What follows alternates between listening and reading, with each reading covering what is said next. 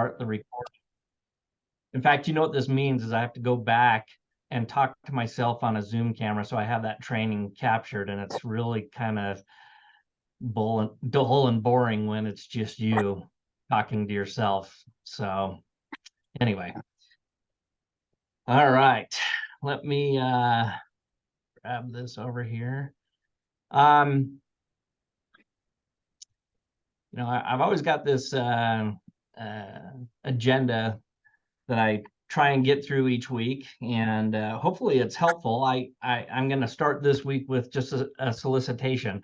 I literally have a spreadsheet that I have like 40, 50 different topics, and they're good to cover, but it's always interesting when I get real-time stuff that's happening in our day-to-day life, especially as the market changes, right? We always want to think it's static, but it never is, right? There's always new issues coming up, new challenges based on marketing, the market conditions. So yeah, all right. I wanted to cover today, in fact, I'm gonna share my screen here. Share screen. Okay. Pull this over here just a second. We start every one of these trainings off with covering something from the DRE, and this is going to be no different. There we go. As you can tell, I spent a lot of time in the rules. In case you're wondering, there's two main sections. There's a lot in the administrative rules, but the two main sections that we're concerned about are the affirmative duties. And notice how it says an individual licensee shall. Yeah, that's the green thing, all the things we should be doing. And then there's the prohibited conduct of a licensee. A licensee may not do the following. So we are almost at the tail end of both of these. But today I wanted to cover items U through W. So Brian, could I ask you, because I get tired of my own voice, would you let me zoom in? That's probably helpful. Read item U. Oh, you're muted. All right, item U, if I can see that. Sorry, I'm trying to see it on my phone. Oh, there we go. Okay, I can see it now. All right. Disclose or make any use of a short sale demand letter outside of the purchase transaction for which it is issued. Yeah, so not a big deal, right? We're not dealing with a lot of short sales right now, so we're going to go through this one quickly. But basically, when short sales were a thing, and they will be at some point in the future, you would get an approval from a bank, right? So if Savannah was our seller and she could no longer make her mortgage payment, and there was a buyer in play that was willing to pay $10,000, $15,000 less than was currently owed, you'd get a letter from the bank saying, yes, we agree to take a short amount, something short of what is owed, but it was tied specifically to Savannah, the buyer. And what we would see is then the listing agent would say, well, I got approved one time, so I'm now going to apply it to Darian, or I'm going to apply it to Jake. And that's one of the rules. They say, yeah, you can't do that, right? It's specific to the individual, and therefore that's all it should be used for, okay? This one also starts out with a short sale, item V. I'll go ahead and read this one. In a short sale, have the seller sign a document allowing the licensee to lien the property. Or, I'm going to go on to W, charge any fee that represents the difference between. I'll get to the difference between one, but I get this question, and I actually see it from time to time. It doesn't matter if it's a short sale. You cannot lien a person's property for commissions that are owed you. Does everybody understand that? Because I still get agents, external and a few internal, are like, well, I'm just going to put a lien on the property. I'm like, well, do you like your license? Because if you do, you ought not do that, right? And you get into all these debates, this rationale and argumentation of, well, they signed a contract and we're owed a commission. Yeah, the DRE doesn't care, right? You're not going to, if you want to pursue somebody, great, for some commissions owed, you can do that, but you're not going to lien their property. Okay. And oh, by the way, Does anybody know the rule if you file an inappropriate lien? What is the problem there? What is the cost of filing an inappropriate lien? Seeing as how you're all muted, if you answer, unmute. Anybody know? Treble damages. 3 times the amount of the actual damages. If somebody was harmed $30,000, they're awarded $90,000. So tread very lightly.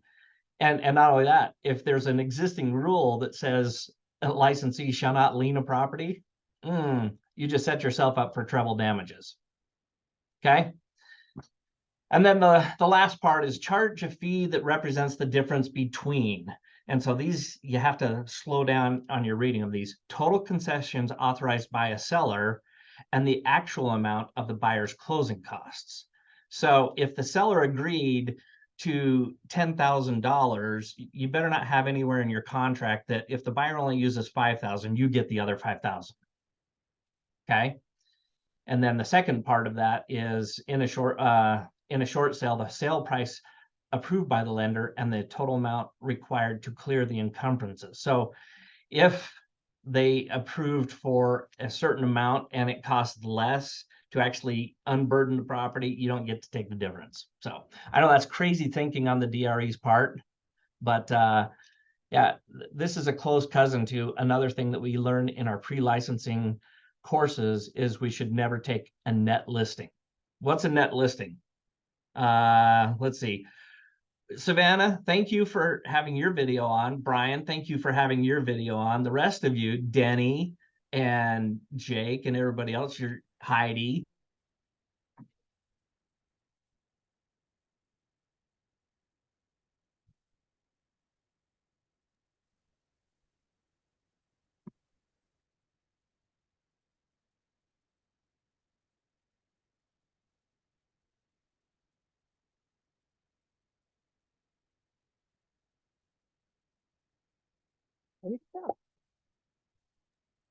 Did we lose Matt? I think we lost him. Oh, there he is. Welcome back, Matt. Did you guys lose screen for a minute or was it just me? Oh, you froze and then you went froze. away. Yeah. Yeah, you all froze and you went away. I'm like, oh my gosh, this is catastrophic. All right, somebody give me the definition of a net listing. Anyone? Wow. All right, I'll bail you out. So in our pre-licensing courses, we were told that you can't take a net listing. So if Jake was my seller, right, and he came to me and said, hey, Matt, I just need to get $450,000 out of my property. You can take whatever amount on top of that. That is a net listing. And the Division of Real Estate says, don't freaking do that. Oh, I remember I that. threw in the freaking part. Danny, did you have a comment there? Okay. Well, anyway, so, these are some good rules to be reminded of. I'm going to bring my screen back up here for a second. That apparently is what threw me for a loop. All right. Share screen. Okay. So look at that. We have completed all of the administrative affirmative obligations and prohibited actions for licensees. So now that's good news that we finished that. The bad news is you're all held accountable now for all of the knowledge that is in those rules. All right. So today I wanted to cover something that I think is worth covering really, frankly, a couple times a year. I'm going to go ahead and stop my sharing here so I can see all of you guys. So it's no surprise that as of April last year, the market shifted and continued to shift. And anybody been tracking the discussion that's been going on with the Fed Chairman Powell and what he's saying about interest rates? Darian's at least being honest and nodding her head no. I appreciate that. Savannah, same thing. Jake, you been tracking that at all? Yeah, I follow the stock market a lot. He's optimistic about inflation, but says it's not under control yet. So kind of up in there as far as what they're going to do. Likely going to be another rate hike for September's meeting. I was going to say, yeah, that's code speak. That's polite way of him probably going to have another rate hike at the next meeting. It's probably going to be 25 basis points, not a huge amount, but you know, we're continuing on this path. And so it's just kind of interesting to me because when they do turn the corner, right, then we're going to have an unleashing of activity. And so congratulations to you guys to continue working. For the record, things are still closing, right? This reminds me of the last significant downturn we had, which was 2008, 2009. We had just the opposite problem. We had way too much inventory, rates were low, and prices were falling, right? And this is just the opposite end of the spectrum. But the commonality was you saw a lot of people who said, I'm not interested in working in this market. It's too hard, right?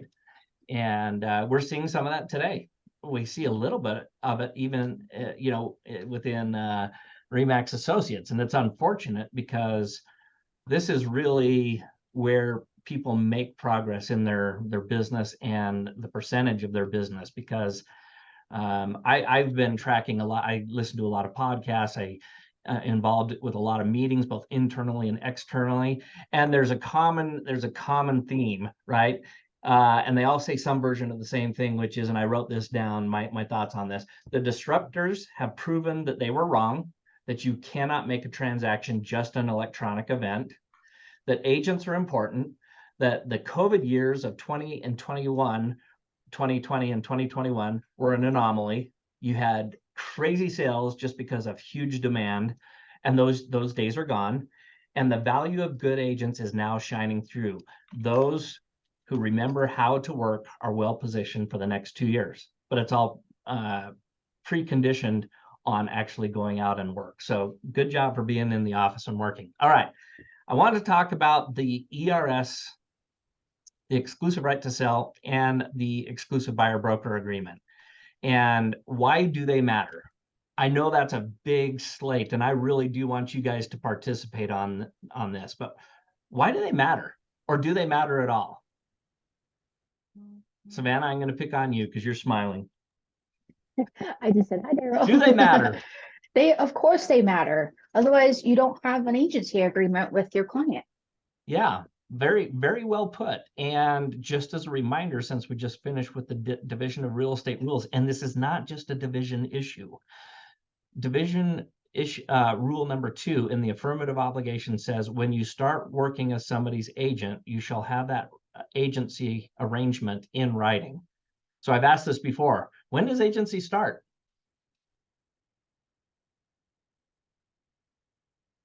Denny, if you're saying something, you're muted. There we go. Oh. When does agency start? I was just saying it in my mind, but Oh, when it's signed around, say that again. when it's been signed around. Okay, well, that's when it's formalized, but I'm here to tell you a lot of your peers don't understand that, and they start working as an agent. What would the group's definition be? If I'm just Joe Guy in the public, when do you start working as my agent? When I show you a property, Okay, Colleen, why is that? because now you are doing something with real estate. Yeah, well, more specific. Yeah, you're right. And more specifically, can the public get into a listed house without having a super key, as an example? Right. No, they no. can't. Right. Honestly, you could take this even further and say, when I start giving you information about properties and stuff like that, and digesting it, or doing a market analysis on a proposed property that you want to buy. Of course, we're talking about the buyer side of things now. So the division, and I've had, like you guys, I've literally had brokers say this. I've had trainers in our own industry say this, and I've had to call them out on it. They say, no, the Division of Real Estate says that you're to have agency when you write a REPSI. I'm like, well, that's actually rule number 9. Rule number 2 says when you start working as the agent, you shall have your agency in writing. Rule number 9 says, when you write a contract, you will reaffirm the agency. Well, how can you reaffirm something that didn't exist up in rule number 2, right? Now, that's for administratively, and I just loosely tell agents, if you care about your license, which is your livelihood, then you want to stay out of the crosshairs of the Division of Real Estate, right? Because they take a couple of hard knocks and pretty soon they say, yeah, maybe you shouldn't have a license, which means you now have lost your livelihood. So that's not insignificant. But here's the other thing that a lot of agents aren't aware. Everybody has car insurance, right? Everybody has homeowners insurance, and there's all kinds of companies out there with policies. Well, it's no different for a brokerage to have errors and omissions insurance, which, by the way, stop there for a second. Is a brokerage required to have errors and omissions insurance? What do you think? All right, we have Yes. Susan and Colleen saying yes. We have Savannah. What's your vote, Savannah? Yeah. Yep. Okay. Anybody think that they're not required to have E&O? Gonna say no, just in case it's no. Then Good job, Denny. Way to be the contrarian. It is not a requirement of the Division of Real Estate for a brokerage to have errors and omissions insurance. Does that scare you? There are actually brokerages out there that don't have an E&O policy. That's Sketchy, right? All it takes is one lawsuit and your company's toast, right? The good news is we do have E&O, but E&O isn't like some ubiquitous, all-encompassing thing. It's a policy. And if you know anything about insurance, if you've ever worked with insurance on a claim, you know that it's almost like you're guilty until proven innocent. And it's the same in E&O coverage. They're going to look for ways to pay out a claim, right? Now, we do a lot of scrubbing and scrutinizing and trying to get the best policies out there. But guess what? One of the conditions is for them not paying out. Oh, your licensing entity says that you have to have agency to declare who is and who is not your agents. And if they're not clients, scratch that, clients. And if they're not formally disclosed as a client, guess what you just opened the door for? For the E&O not to pay out. Which means who's directly liable now? I don't know, Darian, I'm going to give you a guess. Who's now liable? I would say us and the brokerage. Yeah. And if the brokerage's policy is that you're supposed to follow the DRE rules, then we get a bypass and they go directly after you as the independent contractor. Okay. Okay. So this isn't a trivial matter, guys. It's actually a big deal, but our whole industry treats it pretty lightly. Is it safe to say this? A lot of your peers, of course, it's none of you. A lot of your peers are, well, I'll get agency signed when I get agency signed, right? And I'm just telling you, you're taking on a very big risk. So with that as the scary backdrop, I guess this is Matt Barton's Scared Straight contract and negotiations today. Now that we've taken you through the prison and showed you all the bad things, now let's talk about more specifically some tactical things that we can do in that process. Okay. So I really do need participation on this because it's going to help drive the discussion here. When you go out and talk to a seller or a buyer, either scenario, I don't care what, and I want to write some of these down because I already have a list in my head. But what are some of the objections you get as you've put EBB, an exclusive buyer broker agreement, or an exclusive right to sell in front of a client? What are the objections you typically hit or occasionally hit? Anybody? You have no objections. Denny, thank you, Denny. never had a client, so I'm waiting for somebody to answer. All right, this. so lean over and ask Leslie what her objections she gets. He's proud of me though for finding this. Nice. I'll go see it. We just went running, so while you're tracking her down, I'm going to ask Jake, what are some objections you've received getting somebody to sign a buyer broker as an example? Oh, I've seen, That they don't want to sign a buyer broker in case they find a property to purchase on their own. Okay, what if we find one on our own? Okay, not a bad one. What else? What have you heard, Brian? I mean, might be somebody that just met you and they're just not sure they want to sign anything, period, you know? Okay, I don't know you, right? Yeah. So I'm not going to sign a contract with you. All right, what are some other objections?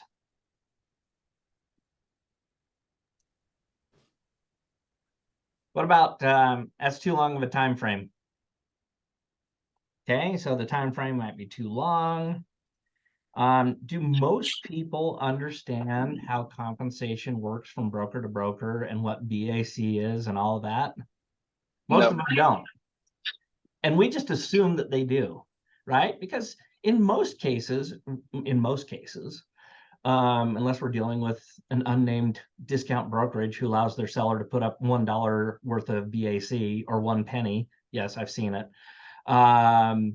Most of the time, we're going to accept what's been offered out by way of BAC on the MLS, right? But your clients don't know that. Now, here's where it gets really sketchy, and I need you guys to pay attention to this because I just had this last week. Colleen sent me one. Hey, we've got an agent who is turning in an exclusive buyer broker agreement in section 2. In fact, let me share this so we can see this. It always helps when you can see it.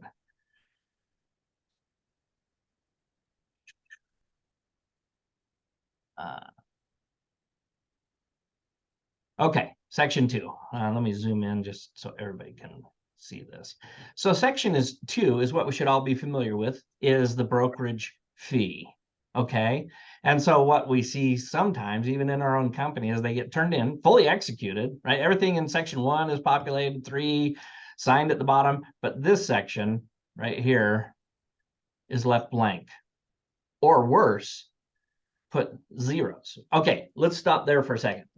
There's 2 main problems with that. What's the problem with leaving it blank or putting 0? Let's start with leaving it blank. What's the problem with leaving it blank? Well, the contract's not complete. Oh, is that a problem? It is. Yeah, if you want to enforce a contract and it's incomplete, if I'm an attorney worth half a grain of salt, I can blow holes in that and say we never had a meeting of the minds. We never had a contract, so you can't enforce it, right? If the terms are unclear, vague, or not populated, that is just a slam dunk for me to get out of a contract. So what I ask agents in that scenario, leaving it blank, is, do you like working for free? Because that's what you just signed up to do potentially. You could work with some, I mean, I can't tell you as a principal broker in 17 years, I've lost track of how many times I get my agents coming in saying, oh man, Matt, I've got this really bad problem. I've been working with this person for 6 months, 9 months, a year. I've written 20 offers for them. And we finally go find a property and they're not using me, and I'll be like, so let's see your buyer broker agreement, right? And either they don't have one or they've got some version of this where there's no charge. I'm like, you've left me literally you've left me a gun with no bullets in it. There's nothing to fire here. There's nothing I can do, right? And so that is super, super frustrating. The second part of this is, if you're paying attention to the industry news, there's quite a few national lawsuits going on. And we're also in the crosshairs. When I say we, our industry is in the crosshairs of the Department of Justice. And one of the top complaints they have is that we go out and tell the public that they, when we represent them as a buyer, we work for free. Is that true? It's not. It's not even remotely close to being true. And I've had this debate with agents. They're like, well, we do because it gets paid by the BAC. I'm like, well, that's not free. It's a different way to get paid, but it's still not free, right? And so with the Department of Justice, anything that advertises, markets, or whatever that we do our services for free is hugely problematic. And leaving this blank or putting in zeros is doing just that. So unless you want to have the 800-pound gorilla of the DOJ, lumping you into some, lawsuit. Just don't do it, right? In addition to,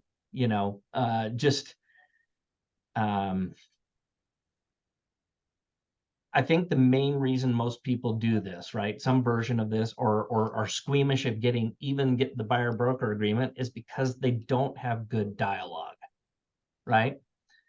And so that's part of what I wanted to discuss today about the buyer broker specifically, and even with the ERS.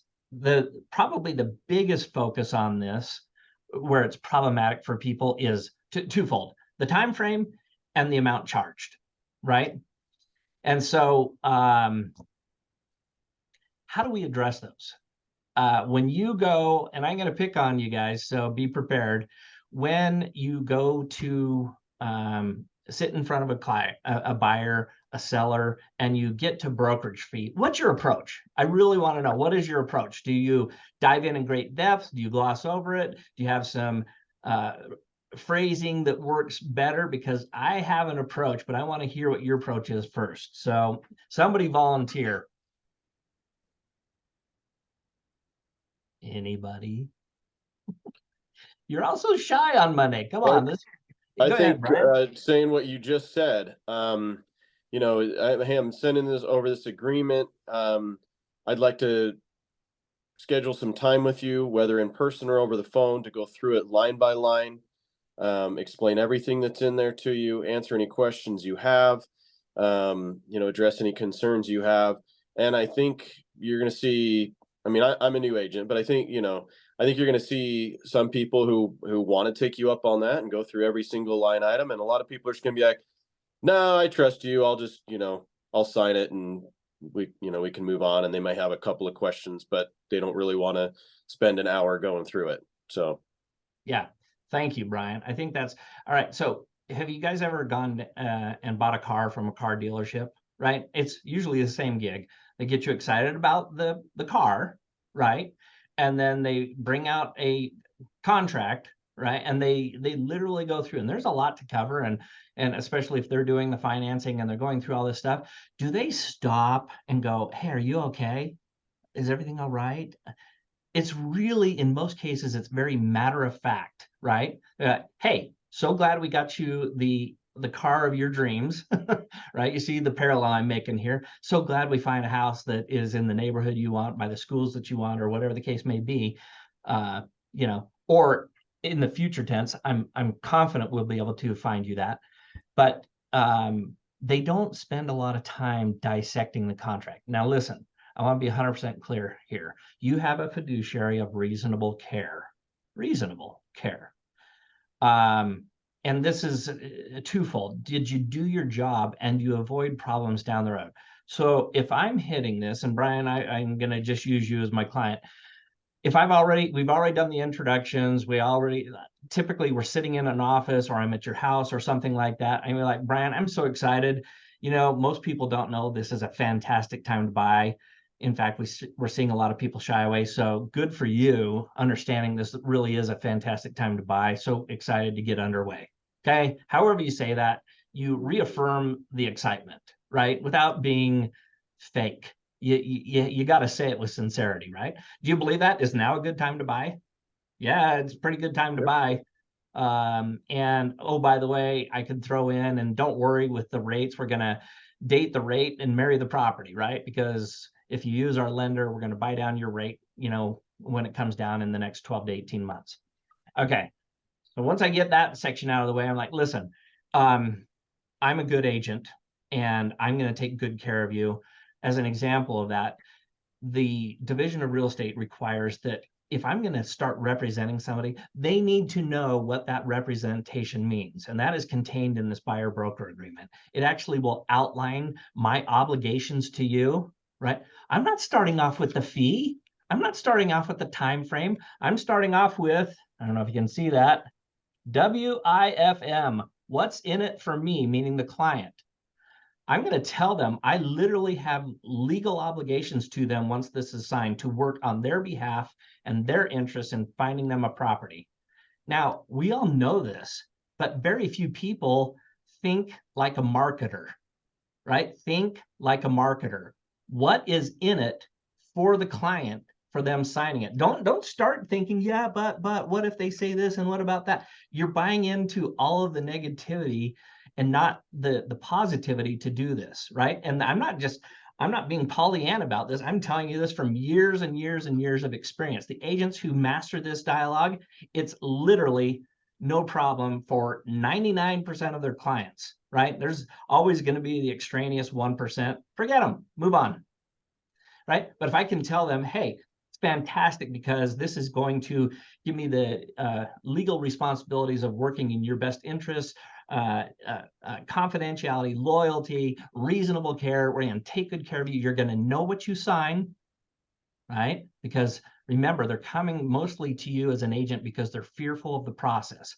I'm a contract guy. You can say this. You don't have to be the ultimate contract guy, but if you've read through them and highlighted just a few things, I'm going to highlight the key things that you need to be aware of in the contract. So you go in eyes wide open, and I'm going to take good care of you. Is that something people want to hear? 100%, especially when they're dealing with a $500,000, $700,000, $800,000 asset. Okay. And then I'm going to roll into, okay, so this is the way it works. This is our company's agency agreement. What it does, it tells you who's going to represent you. I'm going to represent you for a period of time. I'm going to leave that blank because, frankly, we're going to do what you need. Wow. Is that a different approach than coming in and throwing down, you're going to sign for 12 months? I put it in their court. And as I explain my value, what's in it for them, they're going to want to work with me longer, right? And eventually they may even ask, well, what do you suggest? I'm going to say, you know what? A line I've always used on time frame is, especially with a buyer, listen, there's a finite number of properties on the market at any one time. We should be able to go through all the properties that interest you within 2 to 3 months, right? So if we don't have something wrapped up, found, under contract, bought within 6 months, we need to have a real conversation if I'm doing the job right for you. I'm confident I will, but I need you to make that assessment. I'm keeping them in control, right? This document isn't about me. It's about them having control, okay? And then I'm going to go, hey, listen, obviously we don't run a charity. We get paid in the process. This is the way it works, Brian. We have the MLS, and when a brokerage puts a property out there, they put a co-broker compensation out there, which means by and large, their seller has agreed to pay for all of us buyers agents out there to bring our qualified buyers. And if we close a deal, they're going to be responsible for paying my commission, not you. Okay, understood?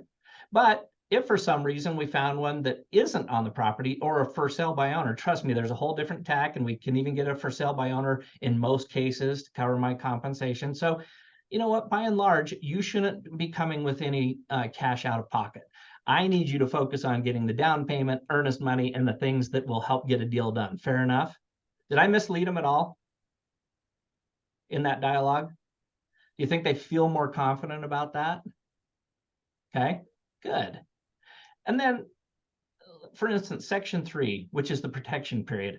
And I have agents in here all the time write 0 months. And I'm like, why? Why do you do that? And you know why? The answer is much the same. I don't have a good dialogue. I don't have a good dialogue. So what is the protection period really about? What does it do? Savannah, what is, oh, I don't think she's paying attention. Jake, what is the protection period for in most cases? If you show a buyer or a buyer comes to a house that you have listed,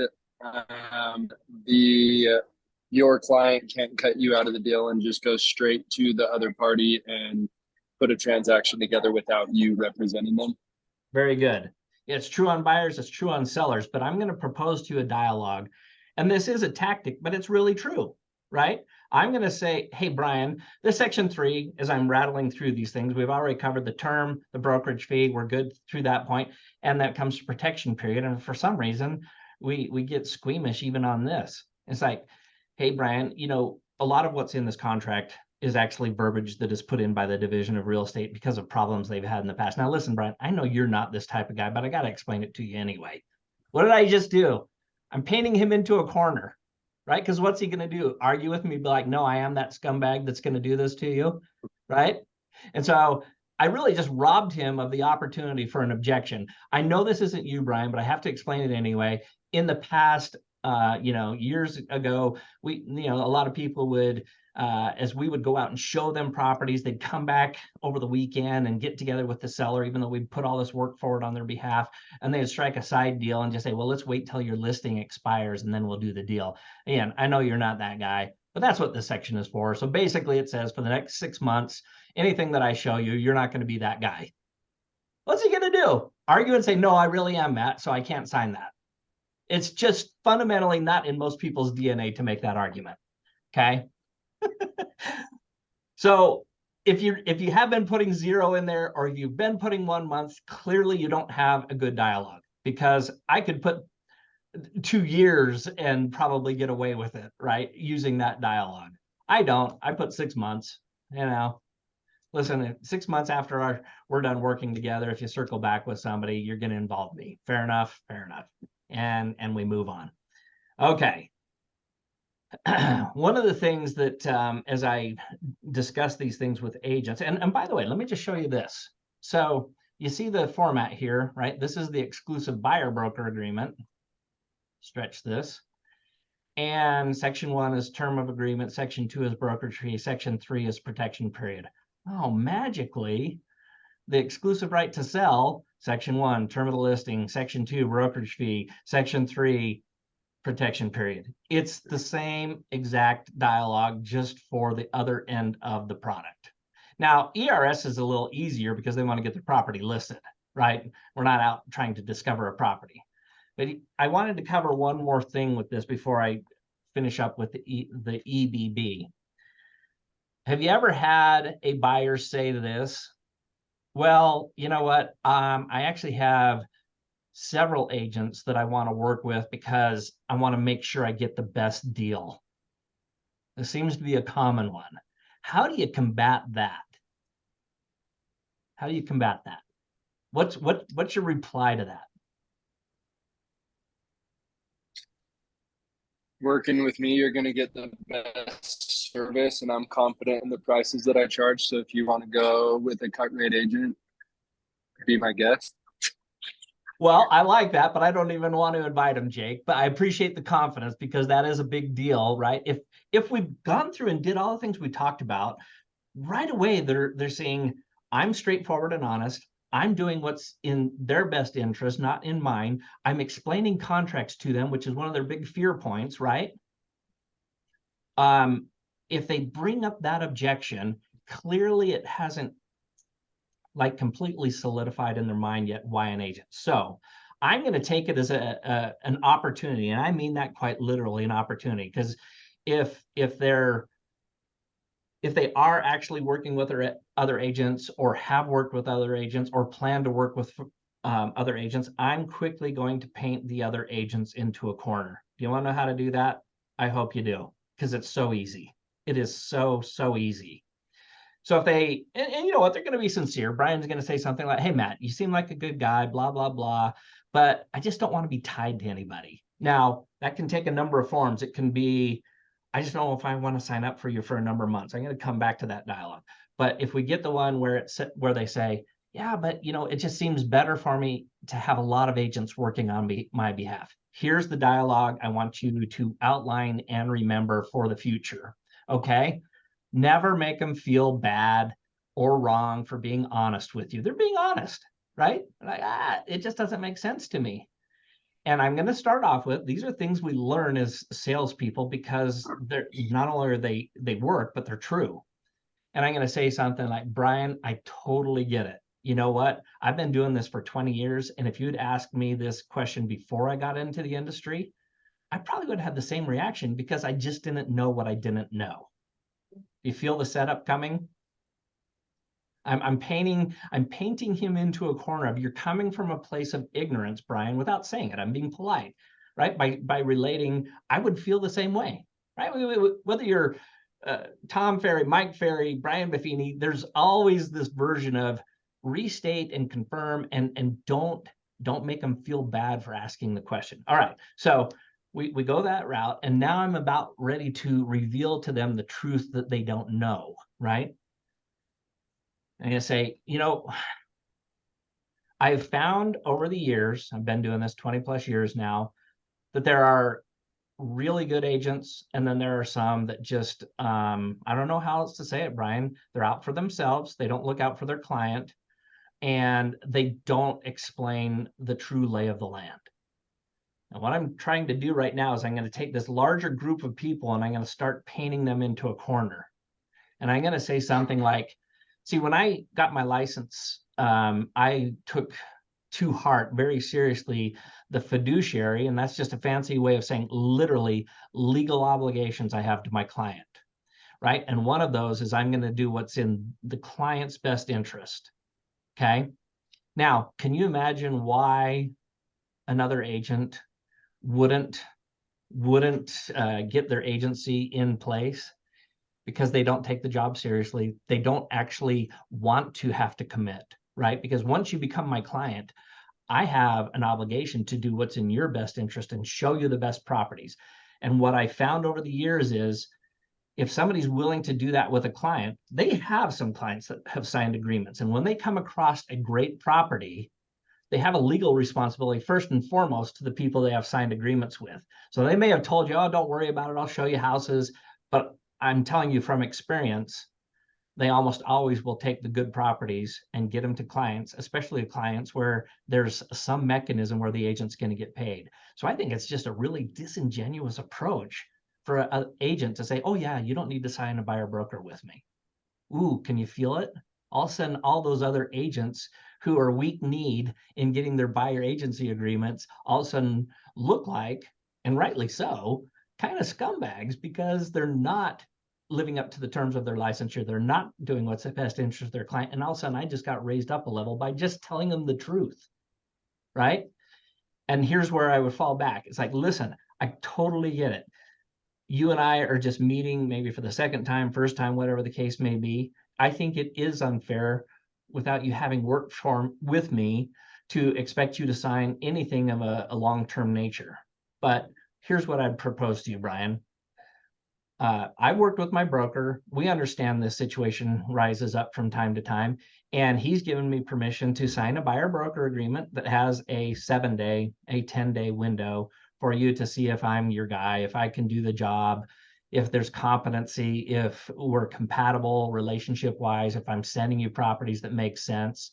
And if it doesn't, all you have to do is give my broker written notice, and we will put this in paperwork that the agreement will cancel. One provision, as long as we're not under contract, right? And if we get past that 7, 10, 14-day test period, then the contract will extend for 3 months. Fair enough?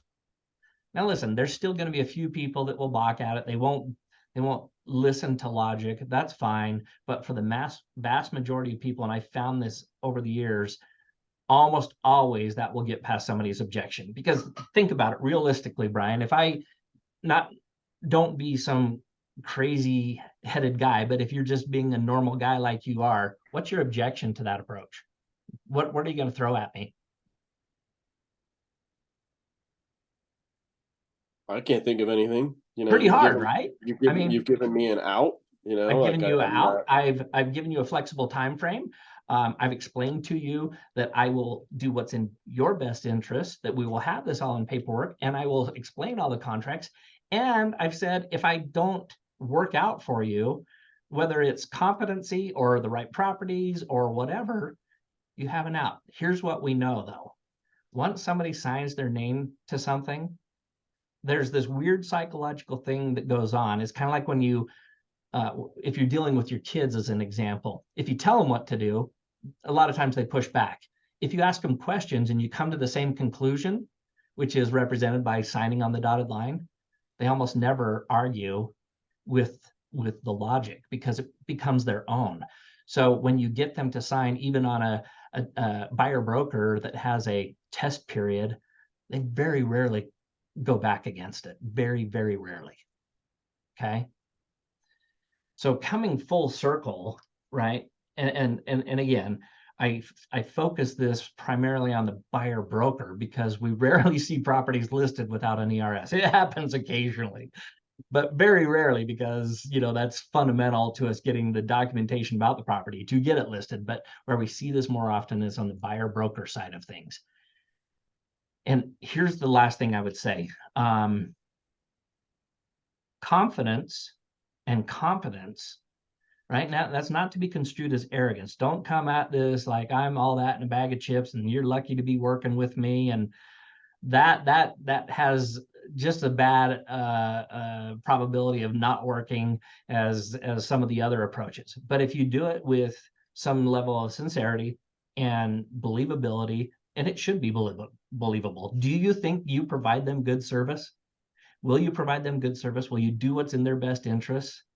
Yeah, of course you will. Then own it. Make it part of your DNA. So when you talk to somebody, they can feel it, right? They can feel that connection. But make sure you reiterate the key points. I'm going to do what's in your best interests. When you're my client, I'm legally obligated to do so. Not only that, that's why I do this. I love what I do for a living. I'm good at it, and I take good care of my clients. Wow, is that a good dialogue to hear?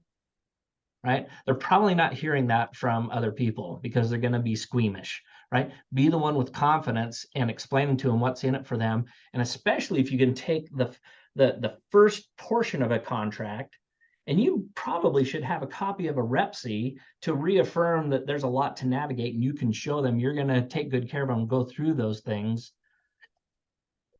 Wow, you're more than halfway home, right? And then you have to have confidence to say, so like I started off with, Brian, I'm excited to get going underway on this. So are we okay with the terms here? If not, go refine it, set it up, and then say, great, let's get this signed, not will you sign this? Let's get this signed. That's called the assumptive clause, right? Let's get this signed so we can get underway finding your home. Okay? This seems so fundamental, guys, but it's one of the areas I'm not just convinced, I've observed that we as an industry are not particularly good at, right? We may be good at finding properties. We may be good at creating marketing for their properties and all those other things, but this is where the relationship piece starts. And if you don't do that, if you don't do it well, I should say, then you're swimming upriver, right? You're swimming upriver. And part of this too is managing expectations, right? The definition of frustration, because we get clients who are frustrated sometimes, and it's almost always because we did not set the proper expectations. If we set the expectations and they're not very hard to live up to, then people are satisfied and they're like, dang, sure, I'm glad I decided to work with Brian. All right, that was a good experience. All right, just going to wrap up by rattling through the rest of these sections really quickly. If you do not have a marked up copy, I've said this before, what do you do then when you sit in front of a client? Do you take a blank sheet and go, oh crap, what was I supposed to highlight? Or do you take the time to highlight some of the key things so that you have a visible cue, right, as you work with somebody to emphasize the things that are important, right? So for instance, agency relationships, here's your fiduciaries. Include loyalty, obedience, full disclosure, confidentiality, reasonable care, right? Good things to drive home because that's part of the what's in it for them. Hey, Brian, you know what? I may eventually have a listing that may be of need to you, and you're going to be first on my list. If we get that situation, we may have what's limited agency, which allows me to represent both sides. But you know what? There's an entirely separate agreement for that. I just want you to know that situation could arise, and everybody would have to be in agreement in order to do that, right? And then professional advice. You know what? Some people see this as a negative, right? I almost anything you can turn to a positive in sincerity, right? So really what this is saying is, I'm a real estate agent. I market and sell properties. I'm not all of the following things, right? That's kind of a negative message, unless you turn it and say, hey, I'm pretty good at what I do and I'm finding properties, but there's a lot of moving parts to the property, right? I mean, there could be zoning issues. There could be, CCNRs. There could be inspection issues. There could be boundary line issues. But you know what? The good news is we've got processes to handle all that. But you need to know I'm not always going to be the one doing that. We will hire the appropriate professionals. We will hire a title company to do the title search. and I walk them through that. Now it's a positive. It's not a negative, right? Okay. Dispute resolution. Hey, listen, the good news is if there is a dispute on this, we don't want to go to court. We would just use mediation to figure out any problems. But you know what? Knowing you, knowing me, there's probably not going to be a problem. I can go into, this isn't exactly a cuddly portion, attorney's fees. And I tend to use the same dialogue. I just don't anticipate this being a problem, Brian. You don't seem like the type of guy, and I definitely am not the type of guy, but I may as well cover it. If we were to get into a dispute that got litigated, you know what? If I was wrong, I'm going to get, or my company was wrong, we're going to get stuck paying your attorney's fees. So we don't go there unless it is absolutely necessary, which just doesn't happen too much. Okay. I may hit on due on sale. Listen, you're going to run across some people, especially in this market, who will offer on their listing seller financing, and that may seem appealing. I want to take a break here for a second. Is this really necessary to cover right now in the buyer broker agreement? And I would say, you know what? It's probably your best opportunity, right? Because what happens if they go to a house and there's a flyer or on the listing, it says, hey, we'll seller finance. Are there downsides to a buyer seller financing? Yeah, there really are, right? If it's a contract for deed or if it's all inclusive deed of trust, a wrap mortgage, do they understand the ramifications of the due on sale clause, right? Again, taking a negative and making it a positive. Hey, listen, if we run across a property that advertises that they do seller financing, I just want to tell you a couple things in advance. We probably won't, but if we find one like that, just be aware there are some things to really proceed with caution. The due on sale clause, and I go on through that dialogue, right? You could be making payments, and oh, by the way, this is why you want somebody who knows their contracts. A lot of agents, but yeah, do seller financing. I actually understand the ramifications. If you sign a seller finance contract, it has verbiage in there that says if the lender finds out that ownership has changed, which it would, they have the right to call the note due. And guess who's responsible to come up with the remainder of the balance that is owed on the mortgage? It's the buyer. I don't know that you want to put yourself in that situation, right? Do you guys know that in the seller finance addendum? If you sign up, if the mortgage holder calls the note due, it is the buyer's responsibility to bring in the money that is owed on the mortgage, which almost always they don't have, and means they've put a lot of money into a property that they're now going to get foreclosed on. So anyway, good stuff. Do you feel a little more confident about going and talking to somebody about their buyer broker? I hope you feel more confidence, right? You should be able to go in and say, I'm your guy, I'm your gal, not in an arrogant way, but in a confident way with some level of passion, and be like, this is why you want to sign it. It's truly in your best interests. We know how to paint the opposition into a corner, the ones that are doing it without having buyer's agency. And I just know if you work on these dialogues, which doesn't take a whole lot of time, you can go in with a lot more confidence. You'll actually protect your business and you'll actually do more business. Seems counterintuitive, but I promise you, you get good at this, you will do more business and close more deals. Okay? Questions? Concerns? Wow, just all mesmerized. All right. Well, thanks for being on the call, you guys. Have a great week, and we will talk with you soon. Thanks, Matt. All right, see ya.